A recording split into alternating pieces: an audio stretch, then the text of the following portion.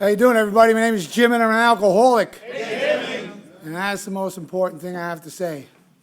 Happy to be here. Happy to be in the sacred rooms of Alcoholics Anonymous. I connect with my God in the rooms of Alcoholics Anonymous, and why wouldn't I? God led me to AA, and AA led me to God.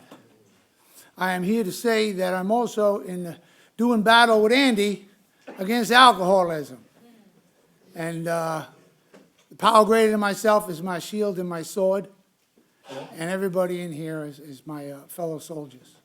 And you guys prop me up and help me in that battle. You know, they have a saying in here, more will be revealed, and I had another chapter of more will be revealed in the last couple of weeks, and it was really interesting. So this is what it was. You know, I realized that I have developed a stronger trust in God, you know, noticeably stronger. And I was trying to ask myself why that was. And then I got an answer. You know, sometimes God uses people to reveal things to me, right? And then sometimes God just puts it in my head, right? The religious people call that revelation, right? So this was revelation. Nobody told me this, right? And this is what happened. This is what I thought. You know how sometimes you lie to yourself so much you start to believe it, right? Like, you know, this girl, she's crapping on me, but she loves me, you know? And then it happens again, and you tell yourself, but she loves me, you know? And then one day she tells you, I don't love you anymore, I'm leaving you, you know? Meanwhile, I could have seen the handwriting on the wall, but I lied to myself so many times I started to believe it. So what I come up with, why that, you know, I have this much noticeably stronger trust in God was, for the last 5 years, I've been telling God in prayer that I trust Him, even when it might not have been true, even when my trust was weak or hard to see. You know, I just kept telling myself that. Start my prayers with God, I trust in you. I trust in you. You know, I give it that emphasis. And, you know, it's almost like, you know, I don't know. Some people say AA is a brainwashing, you know. The response we usually give for that is good. My brain needs a good washing, you know. But, you know, it really worked. It really worked to bolster my trust in God. You know, I had an experience once. In my first, like, I got on fire for AA early, but then my fire was starting to go out around the 1.5 year mark. My second year was tougher than my first year in Alcoholics Anonymous. And I remember going to this meeting and saying, you know, I don't know what it is. You know, maybe I don't know why I'm still here. You know, maybe I'll take somebody to a meeting and they'll buy a lottery ticket on the way to the meeting, and I'll buy a lottery ticket with them, and I'll win $20 million. Or maybe one day I'll just wake up and trust in God. And the next person who shared, right, it was a woman, I don't know her name, but this is the mark of a true spiritual experience. You never forget it. I know where I was. I have a vague recollection of what the woman looks like. Because the next sharer went, well, I'd rather have trust in God than $20 million any day. And I never forgot that. All right? I never forgot that. Didn't do anything to give me any more trust in God, but I never forgot that. You know? So here's another interesting thing about Alcoholics Anonymous, right? I had a sponsee talking to me. He's trying to help somebody. He's working with them, but the guy keeps drinking, right? And he was getting upset that the guy said he would stop drinking while we did the steps, but he keeps drinking. And I told them my experience was that at the end of my drinking, I was drinking against my will. I didn't even want to stop for good. I just wanted to dry out, and I couldn't get a day. I couldn't get a day. So you couple that with the fact that we don't do the 12 steps and then stop drinking. We stop drinking, and then we do the 12 steps. But if you can't stop drinking, and the 12 steps don't get you to stop drinking, how do you stop drinking? Good question, right? The only answer I got, that I tell people, based on my own experience, was go home and beg God to help you stop. Don't just ask him, beg him, right? And the more desperate you get, that was my experience, the more desperate I got, the stronger I begged him. And then one day, the grace of God showed up. And the grace of God separated me from alcohol. And then I did the 12 steps, which is all about cooperating with the grace of God. Right? I got a sponsor, I got a home group, I got a commitment. I started working the steps with that sponsor. And then through the cooperation with that grace, I've been able to stay sober for 23 plus years.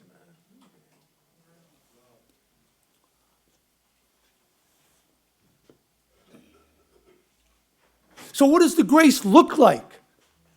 It comes in all shapes and sizes and forms.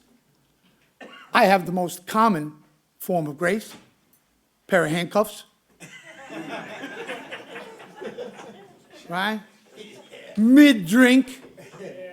You know, I was like halfway through a tall boy when God separated me from alcohol. Had I had known, I would have had something fancy, you know, with an umbrella and a plastic sword or, you know, a martini, you know, something, a Cosmo, whatever the hell that is, right? Not a going warm between my legs beer. But you know, one of the forms of grace that really is amazing, some people get a look, right? I got a look from my 5-year-old daughter. I put the drink down, I haven't drank in 10 years. Right? I got a look from my wife. Here's the one that really amazes me. This guy, right, he's like a rough and tough firefighter with 32 years sober, hands like meat hooks, right? I'm like 6 months sober, right? So I'm just, you know, I'm like, you know, freaked out about all this, you know? And he gets to this part of his story where he got a look from himself in the mirror behind the bottles, sitting in the old man's bar. And when he tells this part of his story, he turns into a blubbering idiot. Tears and snot and can't get his breath, blubbering. And I'm like looking at my fellow Alcoholics Anonymous members in the meeting. None of them are flinching. And I'm like, what's going on with this guy, you know? And I talked to somebody after the meeting, and they're like, oh, yeah. He does that all the time. 32 years sober. And he cannot talk about the moment of grace without losing it, without completely losing it. That's how grateful he is for the moment of grace. Think about your moment of grace. What separated you from alcohol this time? What shape and form did it take? And are you now cooperating with that grace? Because here's another interesting thing about the 12 steps. How many people do you know who have worked all 12 steps with a sponsor and drank again? I know a few. So apparently, the 12 steps don't keep me separated from alcohol either. Right? Every morning, I got to wake up and get in the battle, Andy. Right? And the main foe get this, right? They say the steps is all about ego deflation. Right? Well, first I had to learn what an ego was. Then I had to learn how to identify my ego. And then I had to learn how to deflate it. You know how they say in here, learn to listen, listen to learn? Yeah, that went right over my head. Sounds like cliche, you know? Like just something somebody says. But when somebody told me that I should come to these meetings and treat it like school, that I understood. That got through this thick head. You know, because in Alcoholics Anonymous, there is information here about everything from plumbing to your mother-in-law, right? Our collective experience. It's a powerful thing. A powerful thing. You know, with God in one hand and AA in the other, nobody, no other human being has control over me anymore. No other human being could put me down, make me feel bad, deprive me, manipulate me. God in one hand, AA in the other, is empowering. Is empowering. So, a lot of what has gone on in my sobriety is following my spirit, right? The worst thing you could tell yourself when somebody, right? Remember that speaker we had here, Peter, a couple weeks ago? He didn't say it the night he was here, but I have a tape of his at home, a cassette tape, right? That's how old it is. And I listen to it over and over, as I have many of these tapes in my collection. And he said something in that tape that I never forgot. He lives a life of invitation. I'm here tonight because God invited me here through the person who gets the speakers. And I accepted that invitation. I accepted that invitation. The worst thing I could say in Alcoholics Anonymous is, why would I want to do that? Right? Because I could say that for just about anything. You want to be on the picnic committee? Why would I want to do that? Right? What does it entail? How much time am I going to have to? When are your meetings, your committee planning meetings? Instead of going, yeah, let's do it. Right? Yeah, let's do it. Right? Because that whole what's in it for me is a joy killer. Is a joy killer. I could go home from the experience of being on the picnic committee and showing up at 9 a.m. and setting up and being there all day and welcoming and greeting and sharing and cleaning up. And then I can go home and take inventory as to what kind of time I had, what the experience was like. I go there to have fun. I'm going to be judging everything that's happening. I'm going to be saying, why didn't this so-and-so showed up? Why I got to pick up that garbage? No good. No good. Right? So I'll give you one experience. You talk about rocketed into the fourth dimension. You talk about witnessing beyond the shadow of a doubt the miracles that go on in Alcoholics Anonymous. Because I said yes to a picnic committee like 10 or 12 years ago. Guy calls me up. Listen, got nobody to run the softball game. You want to run the softball game? I'm like, yeah, I can do that. Right? So, like 3 years before that, I was the chair of the Special Needs Committee. And I was a committee of one. Nobody wanted to join me. I had 8 or 9 sponsees, but I don't push nothing on them. You want to join? Let's go. You don't? That's okay too.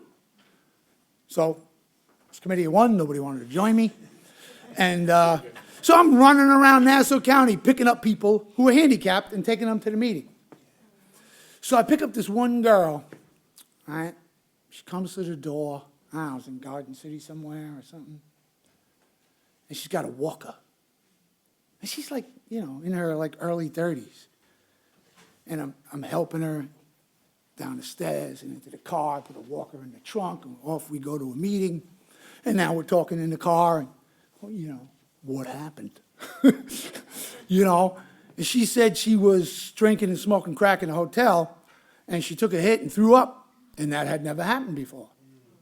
And she took another hit and threw up again and left the hotel and went to the emergency room. And the doctors examined her and said, your brain is bleeding. You've had a stroke. And the stroke took away her balance. And the doctors told her, we don't know if it's coming back.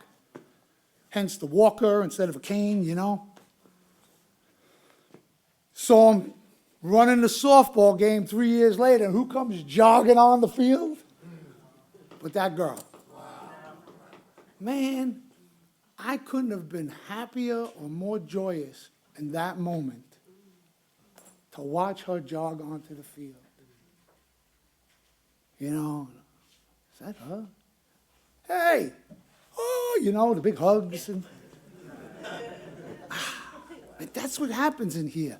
When we save each other's lives. When you take my hand and together we go rocketing into the fourth dimension of existence. Like, really? The Yankee game?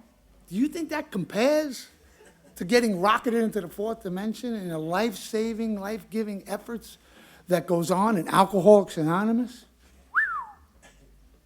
And yet, there are people that come here and go, those meetings are boring.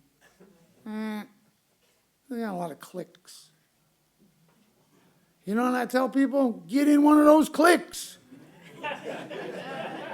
Get a sponsor who's got 9 sponsees, and you're in the nest. You're a part of instantly. You got all these cousins running around the room. But don't do what happened in Brooklyn.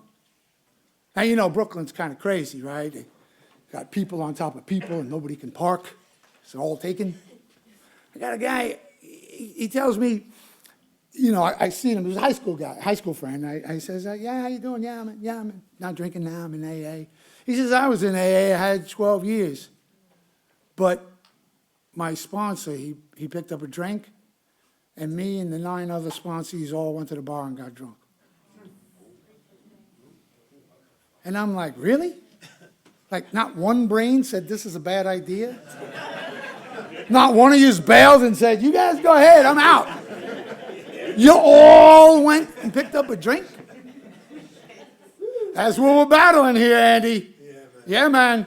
Insidious, cunning, baffling, powerful, and patient. It will lay in wait and get you at the right moment.